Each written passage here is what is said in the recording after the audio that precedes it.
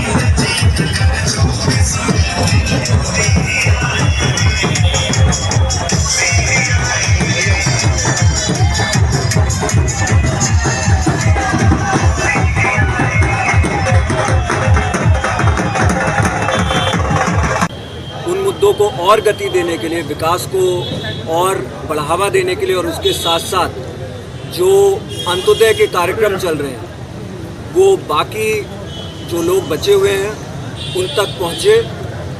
इन्हीं मुद्दों पर आगे का चुनाव लड़ा जा रहा है और जैसा कि माननीय मोदी जी ने, देश के प्रधानमंत्री ने कहा है कि भारत देश दुनिया की तीसरी सबसे बड़ी इकॉनमी बनने जा रही है। जायज़ सी बात है, इतनी बड़ी इकॉनमी बनने के लिए विकास और डेवलपमेंट का कारवां आगे बढ़ता ही रहेगा और यही सबसे बड़ा मुद्दा इस चुनाव का। जिले में विकास के साथ साथ जातिगत मुद्दे भी बहुत आते हैं, उनसे कैसे निपटेंगे?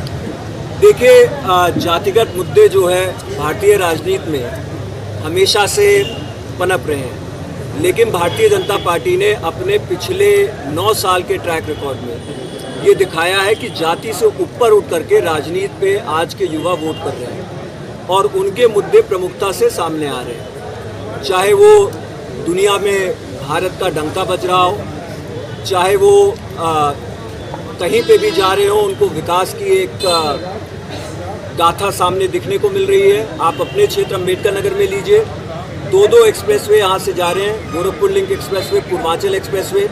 उसी के साथ साथ यहाँ पे 2 इंडस्ट्रियल कॉरिडोर बनाए जा रहे हैं, आपके एक दीवाना के पास, एक कटका के पास।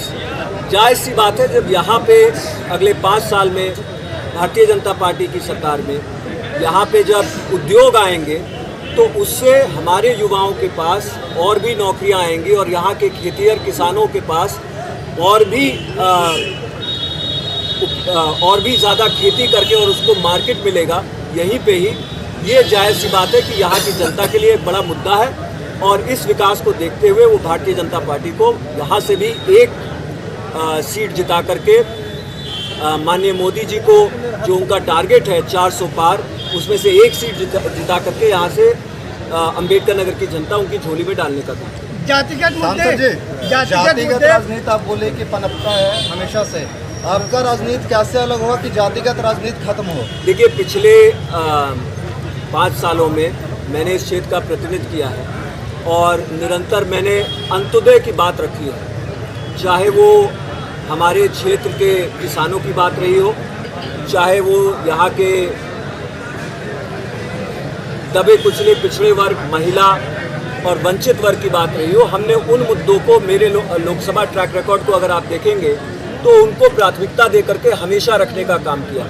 आगे भी हमारे लिए, जैसा कि माननीय प्रधानमंत्री जी ने कहा है कि सबसे 3 ही जातियां हैं और सबसे जो बड़ी जाति है वो गरीब की है और वंचित की है। हम गरीब और वंचित के लिए काम करने जा रहे हैं और माननीय प्रधानमंत्री जी के नेतृत्व में उस काम को यहाँ अपने देश को विकसित बनाने के लिए और गरीबी दूर करने के लिए, अग्रसर करने के लिए समाज को हम लोग निरंतर काम कर रहे हैं और आने वाले समय में भी भारतीय जनता पार्टी पूर्ण बहुमत। आप देख रहे हैं 6 age media news. Reporter Rajesh Goswami. इस चैनल को सब्सक्राइब करें, लाइक करें, बेल आइकन को ऑल करें ताकि सबसे पहले खबरें हम आप तक भेज सके। विज्ञापन और खबर के लिए ऊपर दिए गए संपर्क सूत्र पर संपर्क करें।